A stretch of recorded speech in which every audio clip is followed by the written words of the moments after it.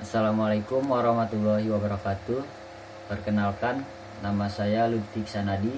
Saya dari Fakultas Hukum Universitas Mataram. Di sini saya akan menyelesaikan tugas mata kuliah Hukum Pemda kelas C1. Saya akan menjelaskan tentang hubungan antara pemerintah pusat dan daerah di bidang keuangan.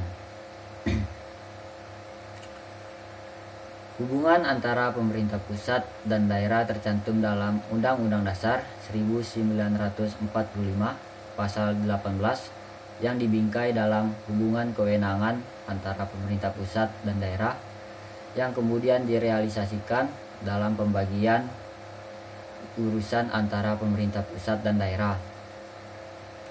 Implikasi dari hubungan ini terjadilah hubungan keuangan antara pemerintah pusat dan daerah. Dengan demikian, perimbangan keuangan merupakan bagian yang tidak dapat dipisahkan dalam penyelenggaraan pemerintahan pusat dan daerah dalam melaksanakan hubungan keuangan sebagai konsekuensi karena adanya pembagian tugas antara pemerintah pusat dan daerah. Perimbangan keuangan pusat dan daerah merupakan suatu sistem pembagian keuangan yang adil, profesional, demokratis, transparan, efisien dalam rangka pendanaan penyelenggaraan desentralisasi dengan mempertimbangkan potensi, kondisi, kebutuhan daerah, serta besaran-besaran pendanaan penyelenggaraan, dekonstruksi, dan tugas pembantuan. Dengan demikian, penyelenggaraan pemerintahan di pusat maupun di daerah harus disertai dengan sejumlah pendanaan untuk penyelenggaraannya. Oleh karena itu, agar tidak terjadi tumpang tindih dalam pembagian urusan pemerintahan dan ketersediaan dana pada penyelenggaraan pemerintahan ini, maka diatur pendanaan penyelenggaraan pemerintahan secara efisien dan efektif di antara pemerintahan pusat dan daerah. Perimbangan keuangan antara pusat dengan daerah sebagaimana sebagaimana tercantum dalam Undang-Undang Nomor 33 Tahun 2004 dimaksudkan untuk mendukung penyelenggaraan otonomi daerah mencakup 3 hal, yaitu pertama, perimbangan keuangan subsistem pembagian kewenangan. 2. Desentralisasi fiskal memperhatikan stabilitas dan keseimbangan. Ketiga, menjadi bagian yang tidak terpisahkan dari asas desentralisasi, dekonsentralisasi, dan tugas pembantuan.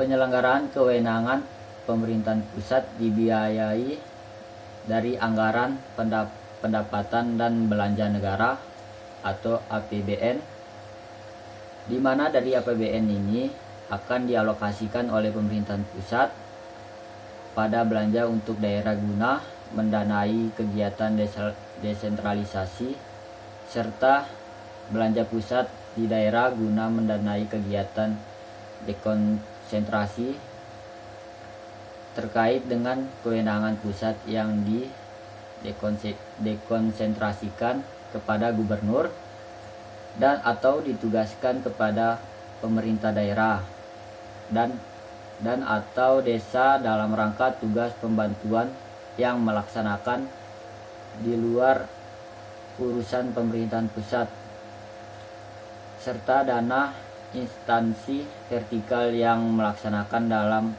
urusan pemerintahan pusat.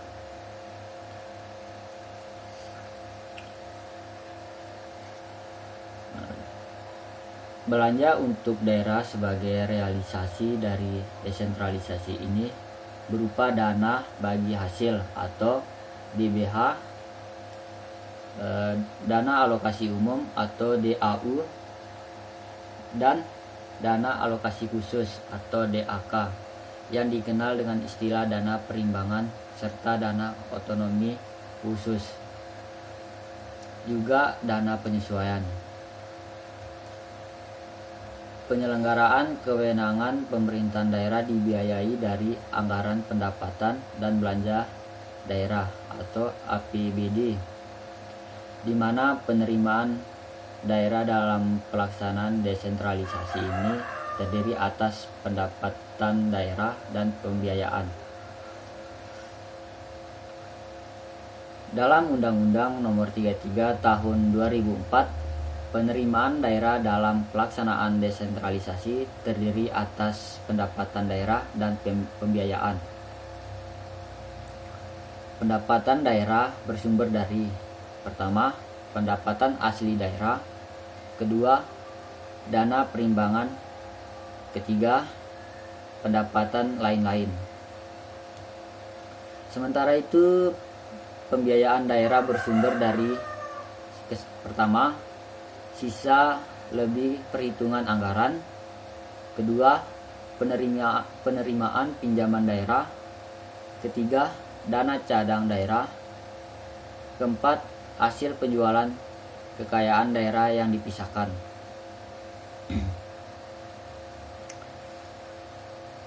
Pendapat asli daerah (PAD) bertujuan memberikan kewenangan kepada pemerintahan daerah untuk mendanai pelaksanaan otonomi daerah sesuai dengan potensi daerah sebagai perwujudan desentralisasi.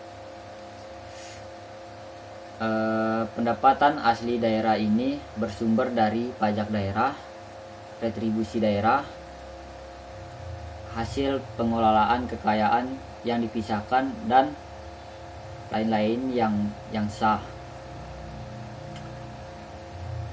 Dana perimbangan bertujuan untuk mengurangi kesenjangan fiskal antara pemerintahan pusat dan pemerintah daerah, dan pendapatan lain-lain yang memberi peluang kepada daerah untuk memperoleh pendapatan selain yang berasal dari pendapatan asli daerah.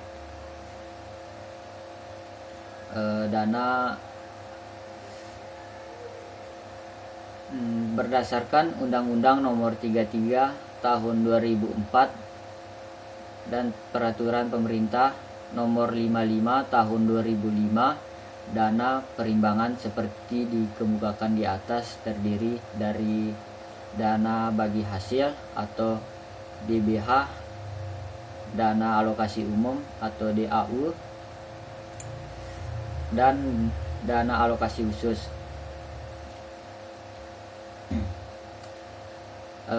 Dana bagi hasil terdiri dari: pertama, dana bagi hasil pajak bumi dan bangunan atau PBB; kedua, dana bagi hasil bea perolehan hak atas tanah dan bangunan atau PBHTB; ketiga, dana bagi hasil PPh orang pribadi dalam negeri dan PPh pasal 21; dan keempat, dana bagi hasil dari penerimaan sumber daya alam.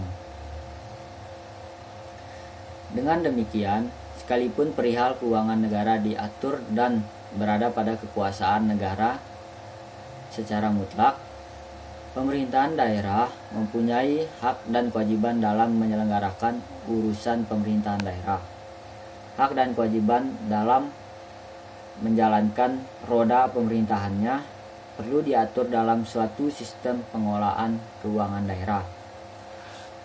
Pengelolaan keuangan daerah merupakan subsistem dari sistem pengelolaan keuangan negara dan merupakan elemen pokok dalam penyelenggaraan pemerintah daerah.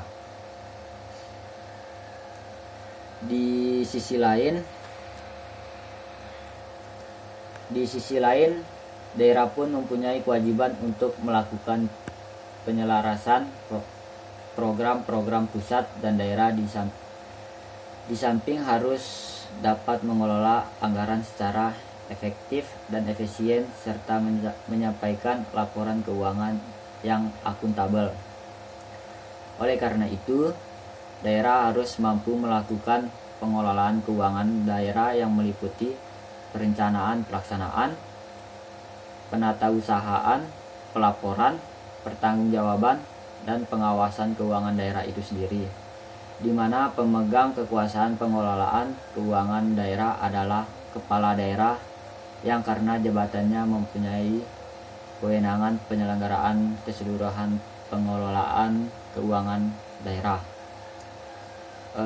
Demikian itulah penjelasan dari saya tentang hubungan antara pemerintahan pusat dan daerah di bidang keuangan. Sekian, terima kasih. Assalamualaikum warahmatullahi wabarakatuh.